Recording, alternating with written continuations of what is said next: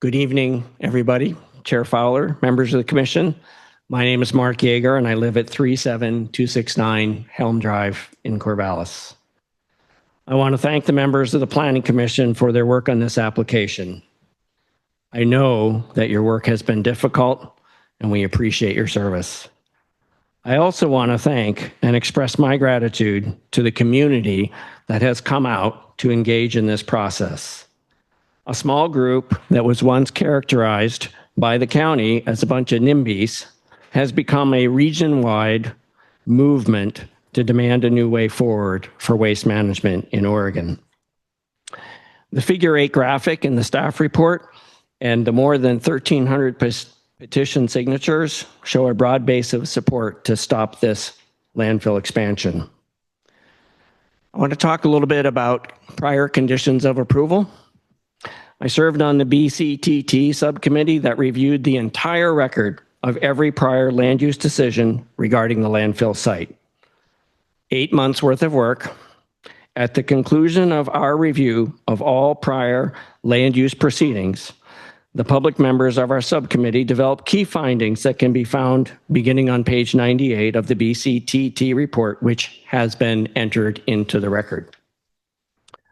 The BCTT report that the applicant and staff rely on heavily for their definitions to craft their proposal also discusses landfill compliance and prior conditions of approval. Key finding F2 states, and I quote, Benton County has not and does not actively monitor compliance with many conditions of approval, nor does it proactively act to enforce compliance. This finding was adopted unanimously by the voting members of the BCTT. A thorough review of the Coffin Butte Landfill's historical land use conditions, as documented in the BCT past land use conditions committee's report and appendices, reveals a pattern of non-compliance by landfill operators and a systemic failure by Benton County staff to enforce conditions of approval and ensure accountability. The county readily admits that it does not have a system in place to monitor compliance with conditions of approval and that they have no staff or resources to enforce compliance. More key findings from the BCTT report. F3, Benton County relies on complaints to initiate action to enforce conditions of approval. Benton County did not, this is F10. Benton County did not and does not have a readily accessible, transparent, complaint tracking system. Sorry for my voice, I've got a little bit of a cold. Known to the public in place to receive and record land use complaints for documentation, investigation, and resolution. Both of those findings were also adopted unanimously by the BCTT. Has the county done anything toward implementing the recommendations that came out of the BCT in this area? The answer to that is no. Two specific and measurable examples of non-compliance with prior conditions of approval include the screening requirement in the order for PC 8307, item number 10, states, screen the landfill operation with fencing or berms so it cannot be seen from the county road or adjacent properties. That is clearly not the case today. And as noted in a recent newsletter from Senator Gelser-Bluen, quote, driving through the countryside, the mountain of waste is impossible to miss because it towers above the fields and trees around it. A second example of explicit noncompliance comes from PC 0207, wherein condition of approval number 10 states that the landfill activity is to be required to be limited to 600 feet contour elevation. The applicant's submittals and drawings for this proposal on page 64 of the supplemental staff report clearly show the elevation of the existing landfill is 625 feet, a clear violation of a prior condition of approval. The landfill operator unilaterally exceeded the height limitation on the existing dump, and the county has done nothing about it. To my knowledge, and to the knowledge of the committee that worked on the BCTT to review these issues, the county has never taken any enforcement action against the landfill operators in response to non-compliance with conditions of approval. Based on recent staff testimony, the new code enforcement person will have no role in monitoring or enforcing landfill conditions of approval. So conditions of approval are required when proposed development is incompatible with surrounding land uses and may have an adverse effect on nearby properties. Those conditions of approval have been determined to be necessary to mitigate adverse impacts. But if the conditions are not implemented and not enforced, they are worthless. The landfill operator's consistent disregard for land use conditions paired with Benton County's non-existent oversight has undermined the integrity of the land use process. The county's unwillingness to challenge noncompliance through penalties or corrective actions has allowed Republic Services to operate without meaningful accountability, contrary to the public interest and intent of conditional use permits. I'm going to talk a little bit about the bias in these proceedings. Since 2020, with the adoption of the renewed franchise agreement between the county and Valley Landfills, the history in this case is a sordid one. The county staff and the developer have been exclusive partners in attempting to force this expansion upon the residents of the county. Their efforts to disenfranchise residents have been numerous. Yet, the understanding of the short and long-term impacts of becoming Oregon's trash depot has filtered throughout the community, and the outrage has continued to grow. The NIMBY moniker applies now to many residents of Benton County.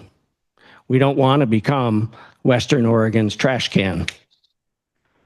The county will be paid a minimum of $1 million per year in exchange for approval of this conditional use permit. I refer you to Section 4 generally of the franchise agreement, which is also in the record, and Sections 4C1 and 4C2 specifically in the 2020 franchise agreement. We have been told by county staff and others, it's not about the money, but what else could it be? Do you know of any previous land use proceeding where the applicant guaranteed to pay the county money in exchange for approval of a development proposal? I don't know of any. Following the county's failure to get its planning commission to approve the 2021 expansion application, which was denied unanimously on a 6-0 vote, 4 of the 6 commissioners left or were not invited back. Shortly thereafter, the county adopted a massive appeal fee increase that requires a $5,000 deposit and a signed blank check to cover all costs incurred by the county to handle an appeal. And it only applies to landfill conditional use permit applications, no others. Talk about disenfranchisement of the residents. I want to talk a little bit about litter. You have received testimony from numerous commenters about widespread presence and impacts of windblown trash from the dump on nearby properties. The proposed mitigation measures will have little or no effect on the litter situation, and moving the dump closer to the impacted properties will only make the problem worse. I'm entering testimony of Angela Kruger and Ryan Wilson into the record this evening, and that's been turned in up front. They have many, many pictures of windblown trash on their property where they graze their cattle. They also have a video of a cow munching on a piece of plastic just from the other day. But there doesn't seem to be any way to submit videos in this process. Like the Bradleys, the litter from the proposed dump operation will seriously interfere with use of their adjacent property and threaten their livelihood. Moving on to stormwater and water quality impacts, The proposed drainage plan submitted by the applicant through their consultant CEC directs runoff from the LS property through an outfall from the southernmost stormwater basin onto rural residential property. This is not allowed. The wheels on trucks exiting the dump, particularly during the winter, are often covered with contaminated mud from the working face. This mud is tracked onto the surface of nearby paved roads, Coffin Butte Road, Highway 99, Camp Adair Road, and either washes off into roadside ditches, or the dump water truck is used to spray the mud off the road into the ditches. This stormwater is contaminated. The practice must be prohibited. A truck tire washing station should be installed just prior to the exit onto paved roads. Moving on to noise.